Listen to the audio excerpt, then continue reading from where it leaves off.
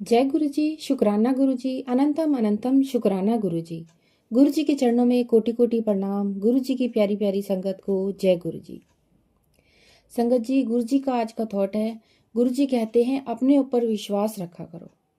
आपने कोई भी काम करना है, कुछ भी करना है, अपने पे विश्वास रख के किया करो।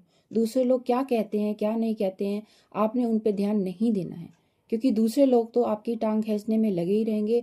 वो आपको डीमोटिवेट करेंगे, कभी भी कोई मोटिवेट नहीं करेगा, आपको कोई मोटिवेशन नहीं देगा।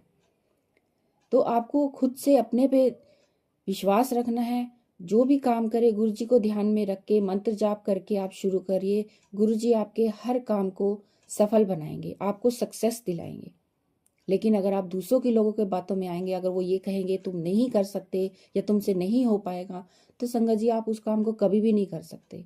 चाहे आप जिस भी फील्ड में हो, आप वो काम कभी भी नहीं कर पाएंगे, क्योंकि लोग आपका विश्वास गिराने का काम करते हैं। आपका और विश्वास पक्का करने में नहीं करेंगे, वो आपको डिमोटिवेट ही करेंगे हमेशा। संगत जी, एक बार क्या होता है कि दो बच्चे खेल रहे होते हैं, जैसे किसी मैदान में खेल रहे होते हैं, तो वहाँ पे एक कुआं होता है। जो बड़ा बच्चा होता है वो उस कुएं में गिर जाता है, और छोटा बच्चा उसको कैसे ना कैसे करके हिम्मत करके उसको बाहर निकाल लेता है। वो दोनों बच्चे घर जाते हैं। माँ पूछती है कि बेटा इतनी देर तुमने कहाँ लगा दी, आज बहुत समय लगा दिया तुमने। तो बच्चा कहता है कि माँ, ये बड़ा भैया जो है वो कुएं में गिर गया था, मैंने उसको जैसे तैसे करके मैंने उसको बाहर निकाला।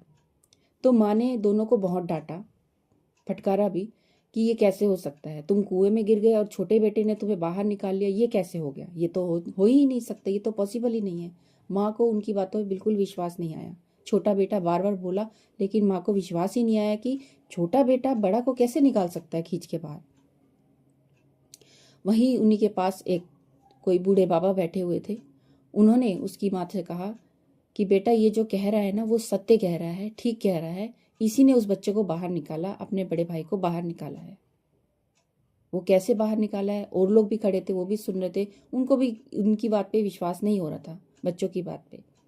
लेकिन जब बूढ़े बाबा ने कहा कि हाँ वो सही कह रहा है, वो इसलिए सही कह रहा है, और वो इसलिए वो ये कर पाया क्योंकि वहाँ तुम लोग नहीं थे ना उसको ये कहने के लिए कि ये बेटा ये तेरे से नहीं हो पाएगा। अगर तुम लोग वहाँ होते तो यही कहते कि बेटा तुम अपने बड़े भाई को बाहर नहीं निकाल सकते, तुम वहाँ उसको डिमोटिवेट करने के लिए नहीं थे।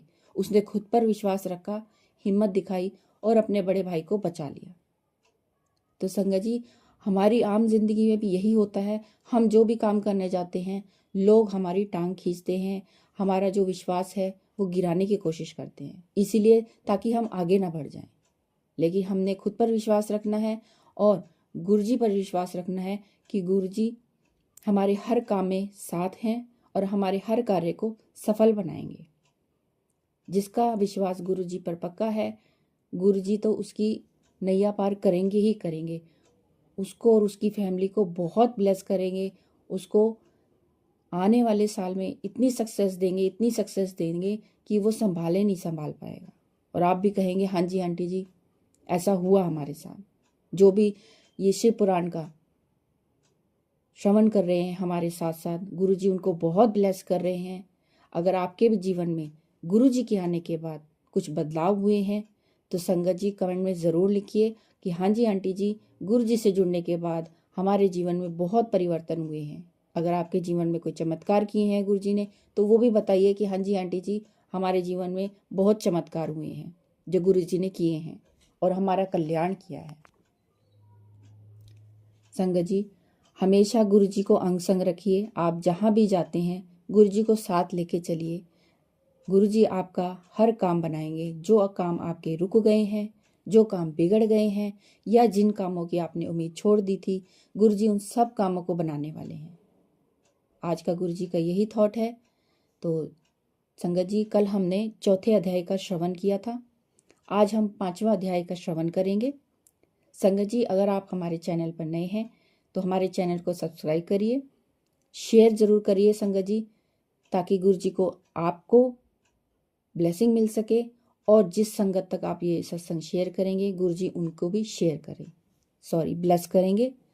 तो संगत जी, अगर आप नए हैं तो चैनल को जरूर सब्सक्राइब करिएगा और कमेंट में जय गुरु जी, शुक्राना गुरु जी का हाजिरी ज़रूर लगाइएगा संगत जी, क्योंकि गुरु जी कमेंट देखते भी हैं, पढ़ते भी हैं।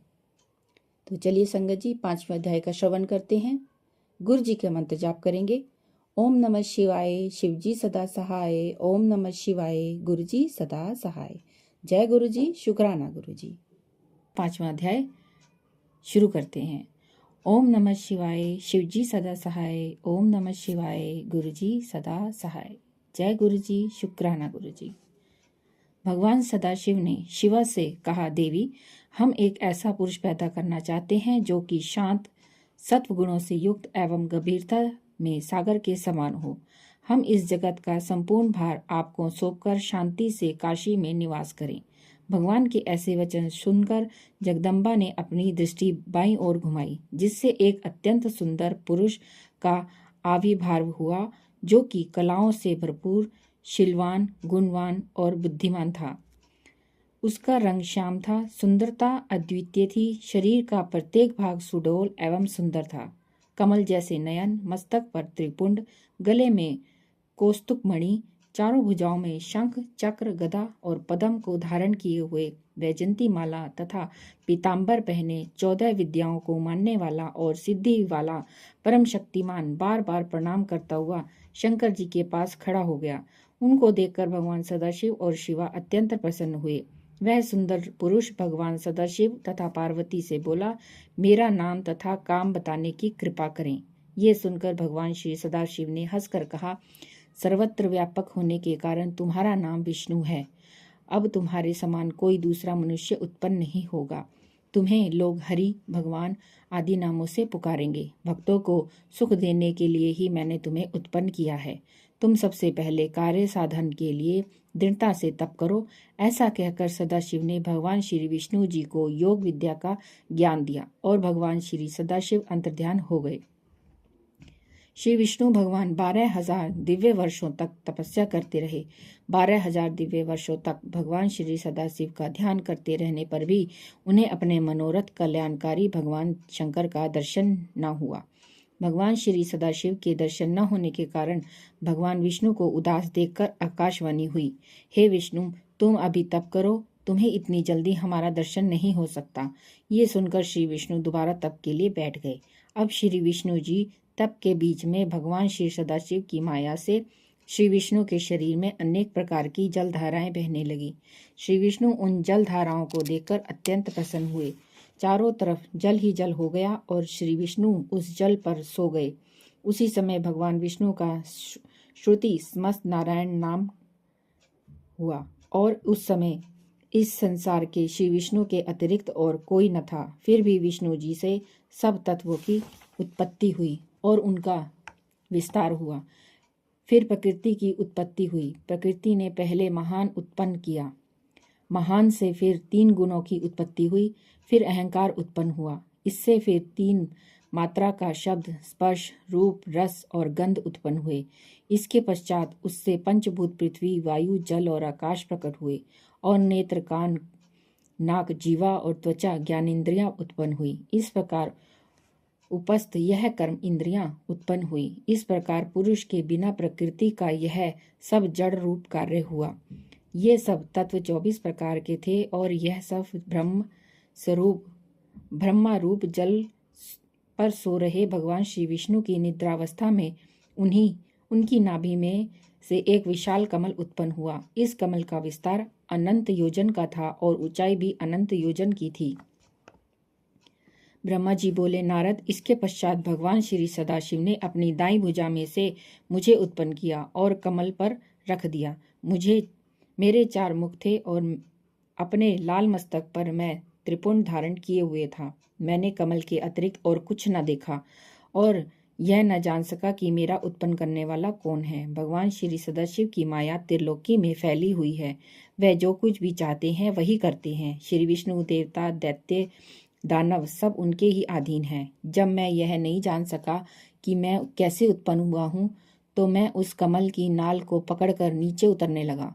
मैं निरंतर 100 वर्ष तक उस कमल नाल को पकड़कर नीचे की ओर उतरता रहा। इतने पर भी उनकी जड़ तक न पहुंच सका। तब मैं तुम्हारा कमल के ऊपर चढ़ने लगा। ऊपर आने में मुझे 100 वर्ष लगे, लेकिन अब मैं ऊपर पहुंचा तो वहाँ कमल न था। यह देखकर मैं बड़ा घबराया। उसी समय मुझे आकाशवाणी सुनाई दी, जिसके द्वारा मुझे तप करने का आदेश दिया। मैं अब तपस्या करने लगा। मैंने मंगलमयी आकाशवाणी के अनुसार 12 वर्ष उग्र तप किया। इसके पश्चात मुझे 4 भुजाधारी सुंदर नेत्र वाले भगवान विष्णु ने दर्शन दिए।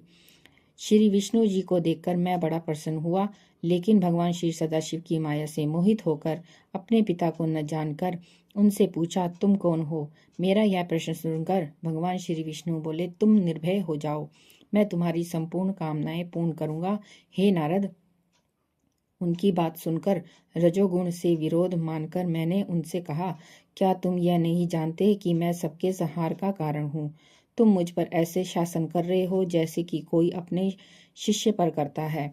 मैं साक्षात जगत का कर्ता, प्रकृति का प्रवर्तक, सनातन, आज विष्णु से उत्पन्न होने वाला और विश्व की आत्मा ब्रह्म हूँ। वेदों में मुझे स्वयंभू, स्वराट, परमेष्ठा और श्रेष्ठ कहते हैं। ब्रह्मा जी बोले, नारद, जब मैंने ऐसा कहा तो भगवान श्री विष्णु क्रोध में भरकर मुझसे कहने लगे, इस प्रकार की मूर्खता की बातें आपके करने के योग्य नहीं है।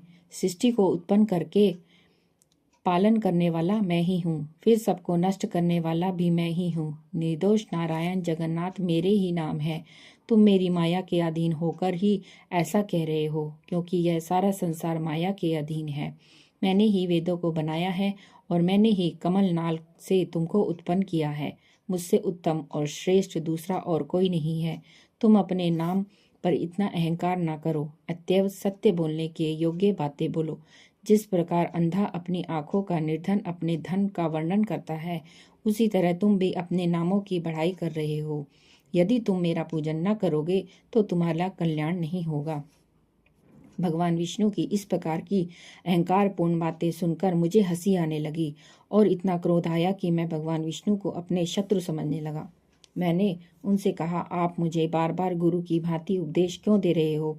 आप अपने आप को वेद पाठी कहते हैं, मगर मैं समझता हूँ कि आप वेदों का नाम तक भी नहीं जानते। आपका यह क्रोध सर्वथा व्यर्थ है। इस बात को लेकर मेरे और विष्णु जी के बीच बड़ा भारी शब्द युद्ध हुआ।